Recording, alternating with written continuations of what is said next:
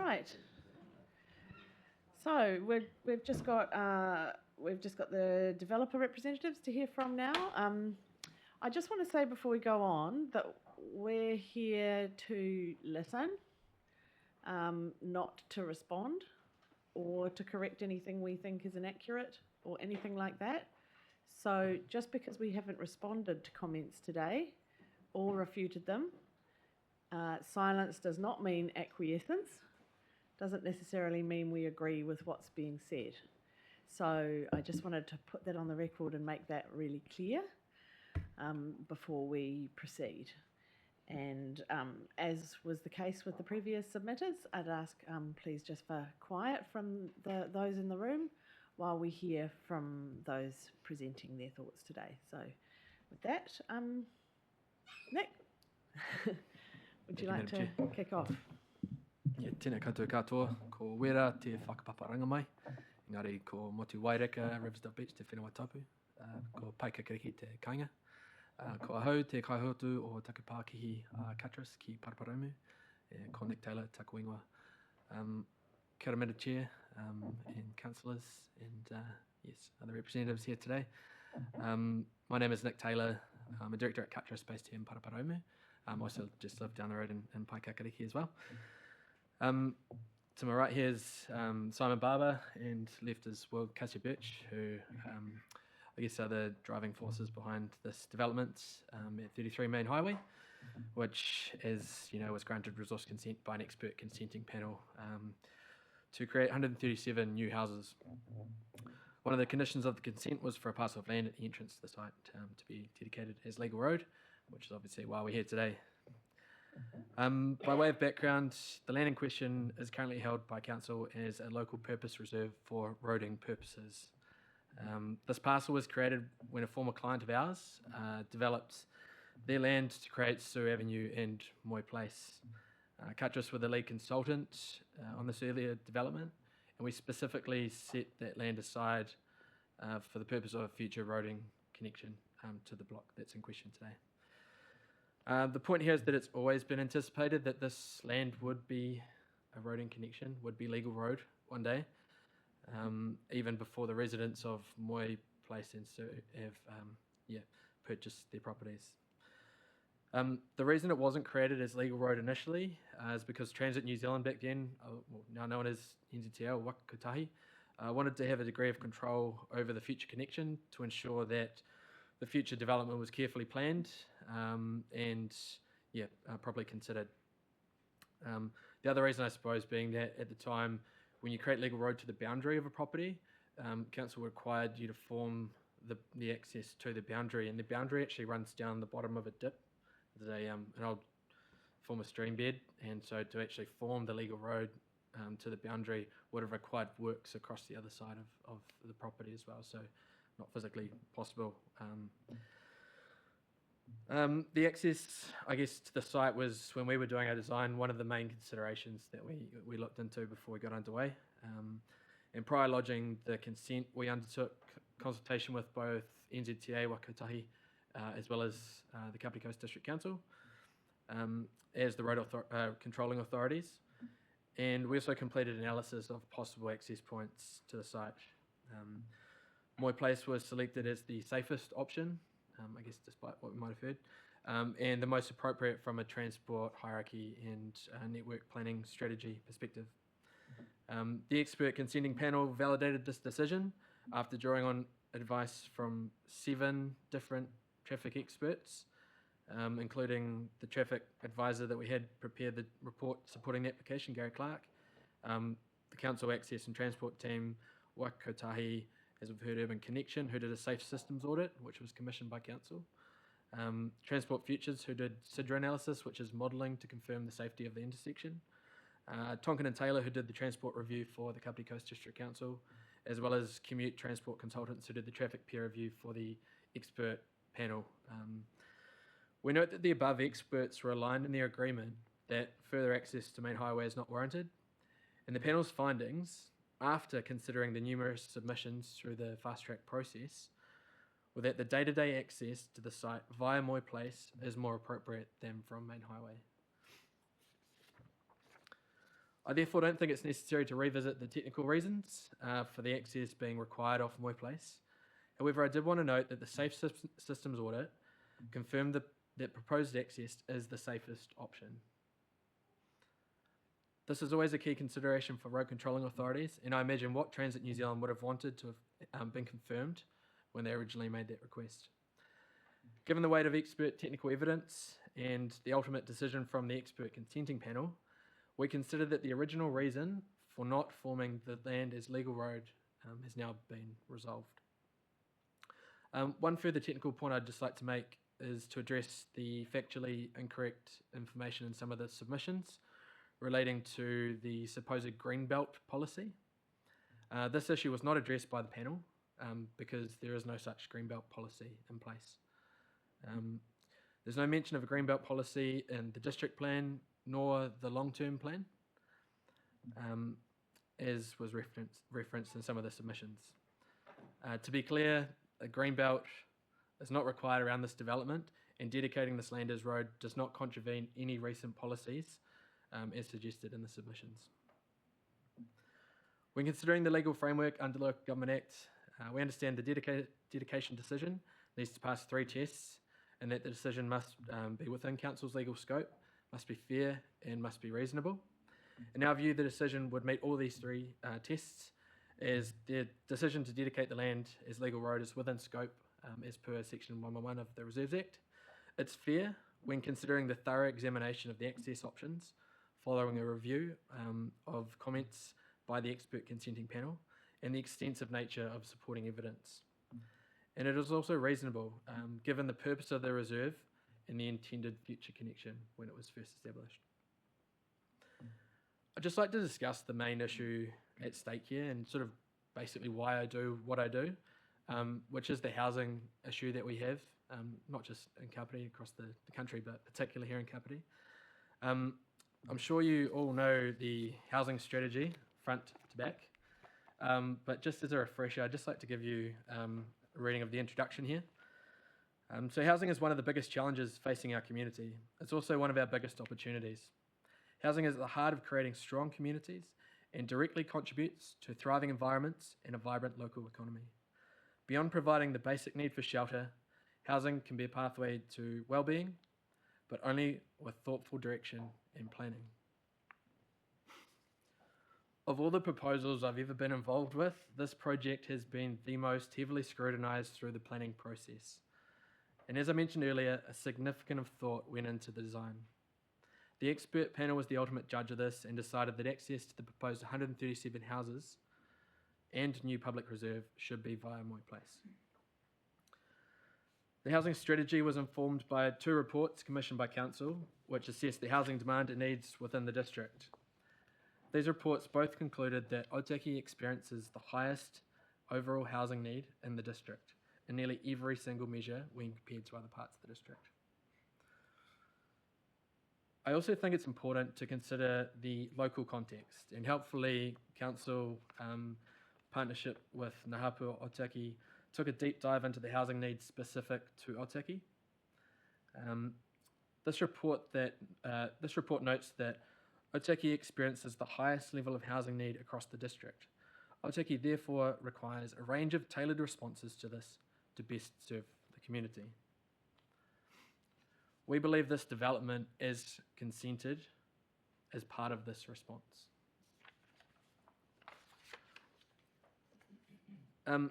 Again, just in terms of local context, I just invite you to draw on the recent work completed as part of the Vision Kapiti project. Housing was identified as a key theme for the Otaki community. The Otaki community specifically mentioned housing as one of the key issues, and in particular the rising development costs is one of their key concerns. I'd just like to read from the report. The community calls for the council, alongside support from the central government, to implement initiatives that keep housing costs manageable. A decision against the road being dedicated would be a direct contradiction of this directive from the Otaki community. It would significantly increase the costs of providing housing for 137 new buildings on the site. Finally, I'd like to turn to the long-term plan and the consultation undertaken through the LTP process. As you'll know, the LTP consultation identified the community's needs and therefore Council's top 10 priorities for delivery. The most relevant policy priority, is number 6, relating to quote-unquote housing access. Through the LTP consultation, the community has literally given you the mandate to implement the housing strategy and improve access to affordable, warm, dry and safe housing options that meet our local need. So that's effectively what we're talking about today.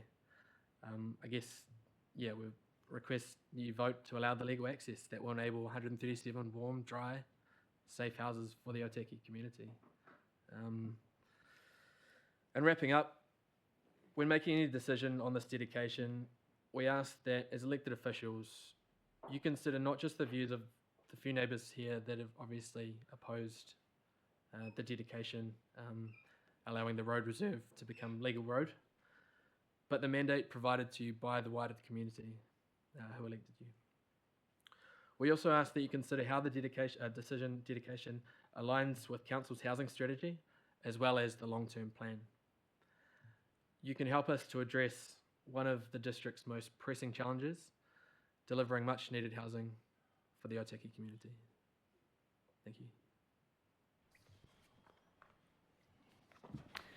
Thank you. I'm going to actually kick off first. So I don't think any of the residents here want to stop housing and don't even really have a problem with this development. What they have a problem with is the access. So one of the things that was said, you might have heard it over Zoom before you came in, was the hope that you would come in here today and have a plan to access this development off the state highway. What would that mean if you were to try to change the plans at this point to do that? I guess for one, I'm not sure if we could get it consented. The advice from, as I said, the 7 different experts that provided input into the process was that this is the safest option. So when there is an alternative that is safest, that's the one that usually you're required to connect to. I'd ask for quiet from the public gallery, please. Thank you. Yep. If that was able to be resolved, it would mean going through a variation process through the local council, which could potentially trigger further notification and result in a further hearing through, I guess, the traditional RMA process. There's no variation process through the fast track legislation. So anyone that's invited to be heard could also then object to the proposal through the Environment Court. So ultimately it would mean at very best a potential delay of a couple of years and probably, I don't know what to put a figure on it, but yeah, a significant amount of money and which would potentially mean that the developer might not be able to actually undertake the development. Yeah, so just one more question from me. So one of the submitters, I recall, said that, so there's the undertaking is to access the development from the state highway rather than from Moy Place for at least the first couple of stages. And I think there's a little bit of misunderstanding maybe about that because there was a doubt as to whether the development could be completed from that access. So the last stage of the development would happen through Moy Place. Just talk me through what that looks like. Yeah, so there's 2 different aspects here. One is the traffic that's generated by the residents who will live in this development. The other, and so those residents will gain their access via Suave and Moy Place. They don't have to come in off the main highway.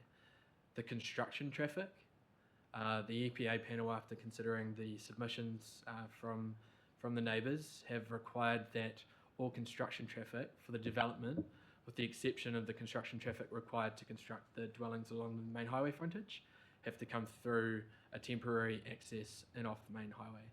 And so that will have a construction traffic management plan. So there will be, I guess, probably semi-permanent road controlling, probably not cones, but, lanes that are dedicated for construction traffic to enter and exit the site, possibly with a reduced speed restriction to ensure it can be safely accessed while the construction traffic goes through there. But for the rest of the residents who will live in the houses that created as part of the first stages, their access will be via Suave and Moy Place as well. Great, thank you. I'll go to Rob Coford. Thanks, Coford. Madam Chair. Oh, thank you, Nick. Just one question, actually several, but one short one here. Is it true that State Highway number 1 was not warranted by your reports as it was not available at the time? The State Highway number 1 connection, as you are aware, in 2 years it will be revocated to council and it will be a 50-kilometre-an-hour local road. So the reports really relate to when it wasn't available and it was State Highway number 1 and not available as it was, it was a national road. Yeah, The so reports we were required to seek approval from Waikato Tahi as an effective party through the consent process. So it wasn't available at the time. I'm the author of the report that alluded to the green belts, and I've supplied a plan with that, and it's sort of described as existing green belt retained, that sort of semi-waterway that you're intending to put a culvert or a bridge across to connect with Moy Place. That is actually a green belt at the moment. And I've alluded to green belts around the whole site. We have had workshops here, and we've discussed the long-term plan and implementation of green belts, and we're looking at an urban panel to assist with these sort of developments and come up with suggestions where we can help. But one concern I have is that quite a few of the sites there have larger footprints than that are allowed. So you've gone for dispensation for that through the EPA. So what I'm saying there is that the density of these houses, there are more houses than can be fitted on the site, even with the latest intensification requirements. In other words, it's a very, very dense development. Have concerns about the sale of these houses. They're not in the Otaki. So, Councillor Coford, we're here to ask questions. Yes, it is getting to a question. So, can you just confirm that? Purely ask questions. Several sites are, the footprint is greater than what is allowed, and because of that, there are more houses on the site than would be normally allowed. Firstly, to your point about the Greenbelt policy, that, as far as I'm aware, doesn't apply in the regulatory sense whatsoever, and I asked council's teams to provide some information to me on the policy, and I couldn't find, they couldn't find anything on the policy, so I'd be very keen to hear that from you. There's no Greenbelt specifically set aside along this development other than, I guess there's a natural area that we're going to treat stormwater to improve the stormwater quality outcomes. So yeah, I'll be very interested to talk to you about that after this potentially. In terms of the site coverage rules, so the MDRS do apply to this site, and so the sites will comply with the MDRS requirements. Medium density housing requirements. Yeah, well, yes, the requirements in the district plan, yeah. Okay. Were there not dispensations, sought? At the time that the consent was lodged, there was an overlay over the site that prevented the MDRS from applying at that point. So we applied at that point in time with the knowledge of what the MDRS requirements would be and designed accordingly so that they now meet the current MDRS standards. Yes. Thank you. Yep. Great. Shelley Warwick, Councillor Warwick. I'm just wondering, you talked about you had 7 experts do a traffic safety thing. Was that prior to the Pekpeka to Otaki opening? So At what date was? There were various that? reports done through the consent process, all of different dates, but Right. they would have all, there would have been, I guess, timing around the panel. The express would have been known. Yes. But they were based on the fact that the PP2O had not yet They were all, opened, I guess, or was based that on the traffic considered flows. at the time. Yeah, well, yeah, but I mean, I'm not sure exactly of the timing in terms of the various reports because there was, a number of them. So conceivably that would have changed. No, I'd say the modelling would have taken into account the changes. Okay. Do you have that information? It'll be all on the in EPA there? website. Yeah, okay. Yeah. Okay. And you talked about the significant cost increase of coming off the old state highway. Do you have any kind of figure on that? Do you worked up any of that information? I mean, you're talking a number of things. So you're talking lots of potential development sites, but also the cost of having to go through a process to, change the layout, which has already been consented after weighing up a significant amount of evidence in support of the proposed design. And I can't just speak to whether or not it would, mean the development wouldn't proceed, but that is a pretty real possibility, I'd say. Okay. And just one more. There was no other options given to the expert panel EPA other than SUAB and Moy Place. There was no other option presented. We didn't go against the advice that was given to us from the numerous traffic experts, no. Nigel Wilson, Councillor Wilson. Thank you, Nick and Simon, and I'm sorry I didn't... Will. And Will, yeah. A couple of questions for you. One is the stream bed at the end there. That's... what is its status? It's no longer a stream, or... Correct. Yeah, Right. It's a historic stream bed. I think the Kaingaraki stream, I think it was known as, potentially. Does it fill with water? In a 1 in 100 year event, there is modelling that shows that there will be water in that area. And as part of the design for the development, we've basically mimicked the natural hydrology of the site to allow for stormwater that would naturally flow into that area to remain to do that, as well as significant planting to treat the stormwater runoff that would enter that area so that it doesn't have adverse impacts downstream. Okay. And I was going to ask if councillors actually have a view generally on the value of green belts, but that's kind of been talked to. One of the primary issues, I guess, that this council will have to weigh are safety concerns. And we've heard today and prior about those safety concerns for children and elderly people with what is likely to be a vastly increased traffic flow. What I wanted to know is that are you comfortable that there is no increased danger to children and elderly people as a consequence of the development?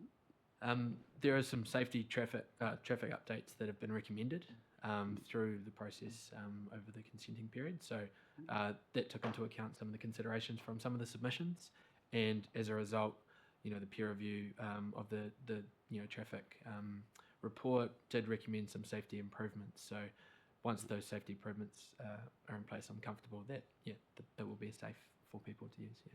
Right, so the Harriet Fraser's report and the Tonkin Taylor report were two of those, right? The Harriet Fraser report seems to indicate that 1,600 traffic. I didn't know if you're comfortable with that number, but that's a number that's been talked about, 1,600 traffic movements a day. So I know you've answered the question in terms of those reports. I was just wondering that if you and the developers themselves personally are comfortable with the idea that there won't be any increased danger to children as a consequence of the development. I'm very comfortable based on the expert evidence that we've seen. Yep. Okay. And the last point is about Sorry, as a housing. father of 2 young children, Yeah, good who on you. regularly visits playgrounds around the district. Yeah. And you're in Paikakariki, which is a great place to be. But in terms of housing needs, and I take your point about housing needs, it's a fairly fast-paced world we live in, and one of the things that you'll be aware of course, is that the central government have just fast-tracked it. So the racecourse development in Aotaki, I think 550 homes. According to Winds recently, I think there were 260 families in Kapiti looking for a house. And as we heard from the government last week, there's 3,500 houses have been fast-tracked. So I'm just wondering if you still think that the housing needs in Otaki aren't either already being met or likely to be over-met. I think it's very clear that Otaki specifically has the highest need for housing in the whole district. So I'm not in any way comfortable that we've achieved the outcome here yet. No. Okay. No, that was it for me. Thanks. Cheers. Jocelyn Pravanov. Jocelyn. Yeah, thank you to the Mayor. Thank you, Nick, for coming along to speak today. And I've been listening intently to what you've been saying, and I certainly understand how there is a housing need in our district, particularly in Otaki. I suppose the question that we have before us is whether or not this piece of land is going to be changed from a reserve to a road reserve. And so the EPA has left that in the hands of us councillors to make that decision. And one of the things they also said was that that the risk of not doing that is being borne by you. And I suppose my question is, I suppose I've also heard what you've that it doesn't necessarily look like you have a backup plan if this piece of reserve is not converted to a road reserve. Can you just clarify that, because I think you were talking about delays, and so have you done all the modelling and the work to indicate that what the figures and the safety, et cetera, is for using State Highway 1 rather than going through Moy Place? First, I guess it is already a road reserve. Yes. It's just not legal. Oh, road. sorry, yep, okay. Yep. And the EPA panel, there's no process for the panel to dedicate road reserve to legal road, which is why they, in their decision, noted that it's on council to do that. Yes, correct. And therefore the risk is with the developer. They couldn't have converted this to legal road through a dedication process themselves. It does have to be follow the statutory process. The Sidra modelling did look at different intersection connections, and coming in off the main highway was considered as one of those options in the Safe Systems audit. So yes, that has been modelled and has been assessed, and the proposed entrance off Sue and Moy is the safest option, even when considering an access off the main highway. So if for argument's sake, there is no access off Moy Place, is your backup plan to use State Highway 1? I think we've asked and answered that question, actually, because we talked about the access off State Highway 1 and the challenges with that, but feel free to provide any further clarification. I mean, there is obviously legal access at that boundary. Whether or not we could get consent for that, we'd have to go through quite a lengthy process to do that. So I can't give a definitive answer at this point. Yeah. Thank you. Sophie Hanford. Yeah, kia ora. Should be a pretty brief question. How did the sort of safety audits and reports done by the various people that you had providing their expertise, how did that align with the transport hierarchy? So the prioritisation of pedestrians, cyclists, just kind of echoing some of the questions around the kids accessing the playground and the increased number of kids making use of that great facility. Was the hierarchy fully considered in the assessment, ensuring that the access point is safe and convenient for all road users instead of just those in cars? Because I feel like often when we think about the transport system, it is those with, private vehicles who are often given kind of pride of place in a road environment. But this is quite a unique situation where there's a playground which has become sort of far more busy. So just trying to get an understanding of how the transport hierarchy has played into those safety assessments? Sure, and I should have obviously prefaced this with I'm not a traffic expert. I have an understanding of the work that was done by traffic experts, but I'm not a traffic expert myself. In terms of safety and the main point around the access coming in off Sewer Moy is to reduce intersections on main roads. So you've got a cycle network that now goes along main highway. So every intersection that you have along main highway presents an increased risk, especially when it's for active modes of transport. So if you have another intersection that cuts across the front of a cycleway, that's another chance that someone is going to be injured at the intersection. So we've created an active transport connection through the site. So there is a pedestrian and cycleway link through to main highway, as well as obviously down the new road. So I'm not sure if that answers your question, but yeah.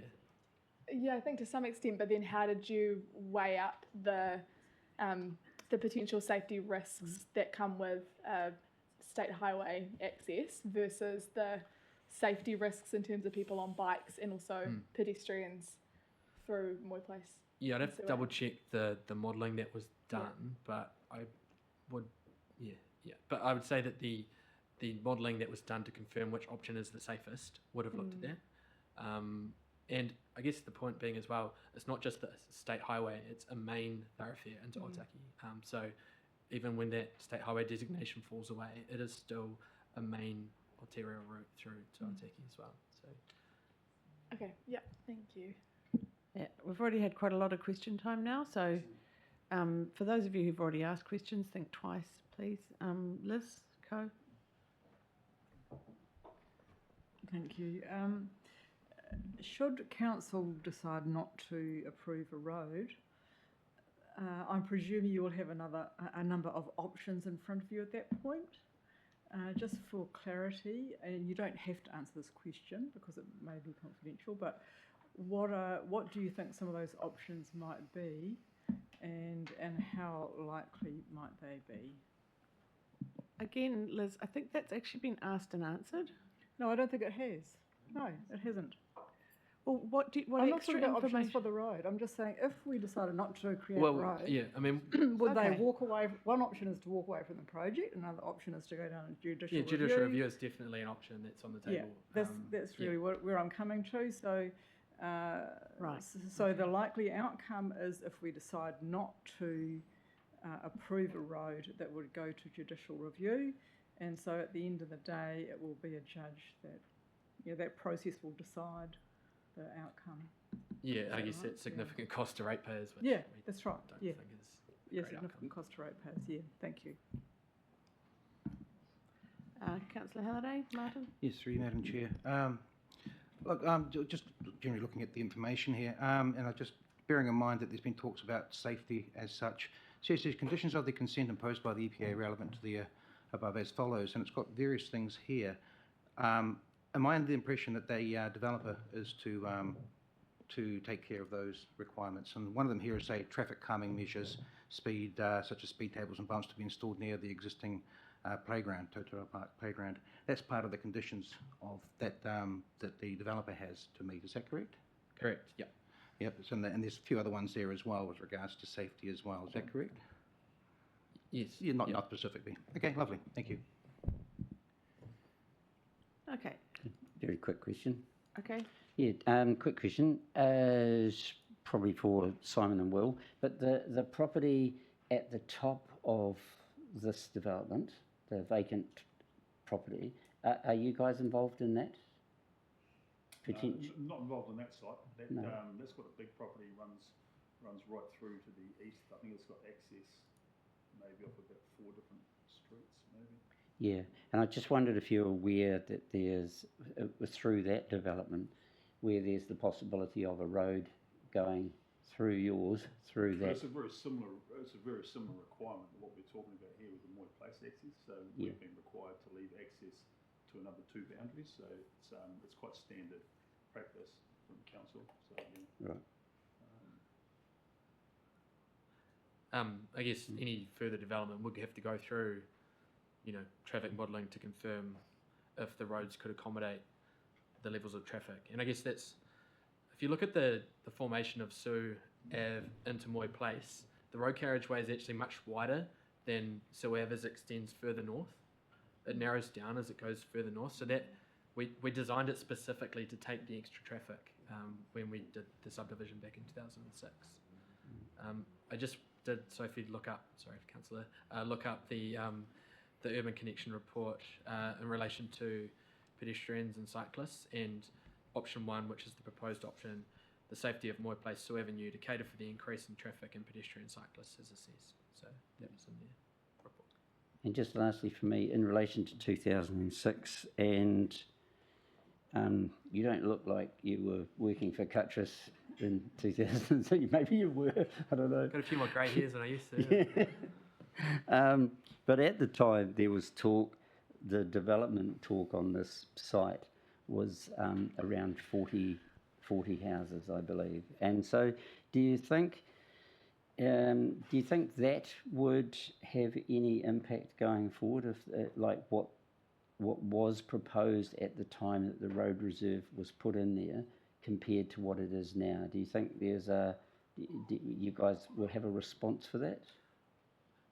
I would have a response to that, and I'd say that no, the road has been designed to take this level of traffic that is generated by this development. It has been proven by the number of experts that have modelled the traffic that's going to be generated. So I don't think that it would matter what the number was when it was originally set aside.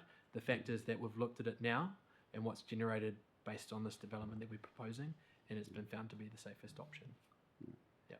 And just for me, it's been great to hear from everybody today. Helps us. Thank you. Yeah. Final question from Rob. Oh, thanks, Madam Chair. No, I was just looking at the increased traffic due to the connecting sites later on, the one to the north, the south, and of course the west. Just putting my mediator's hat on, building mediator's hat, you mentioned a judicial review, which I was hoping wouldn't come up today, but since it was mentioned, we'll probably be asked what have the parties done to mediate this situation. And I'm totally out of order here, probably, Madam Mayor, but Well, don't excuse say me. it No. then, Rob. Would you be, just as a win-win situation, would you be prepared to sit down with the appropriate council managers, councillors and Wellington Region to sort out a fast-track way forward with the alternative access, which would make everybody happy? I mean, I'm sure we'd entertain a discussion, but I cannot guarantee that there'll be any change to the outcome in terms of the design. I think you've outlined the challenges around that. There's a lot of process involved, so if you can cut all that red tape, brilliant, we'll deal with it. But we didn't just decide to do this process. It went through like a 18-month consultation with council ourselves and other government agencies, and we have followed the plan that we were allowed to follow. Well, you're a considerable way down the track to getting there. I think it's just the point of the access, and anyway, I just put that in the. Look, they said Thank they're you. open to it, Rob, and I'm sure you'll take that chink and swing it wide open. So as long as there's nothing kind of inappropriate as we go towards making a decision about this. Look, I want to reiterate what Councillor Wilson said. It's just it's been a really good conversation today. I'll thank everybody for their respect in the room today and a really positive discussion. And as I said, we've just been here to listen, to ask questions, and then we'll certainly take into consideration everything we've heard today as we go to make this very difficult decision. So with that, I'll wrap up and close with a karakia, even though I didn't open with one. Kia tōna manakitanga ki ronga i a tātou katoa, kia hua ai te mā ki hikihi e ki ana, kia toi te kupu, kia toi te reo, kia toi te wairua, kia tau te mauri, ki roto i a mātou mahi katoa i tēnei rā, haumia hue, tae ki e. Thank you, everybody. Kia ora. Thank you, Madam Chair.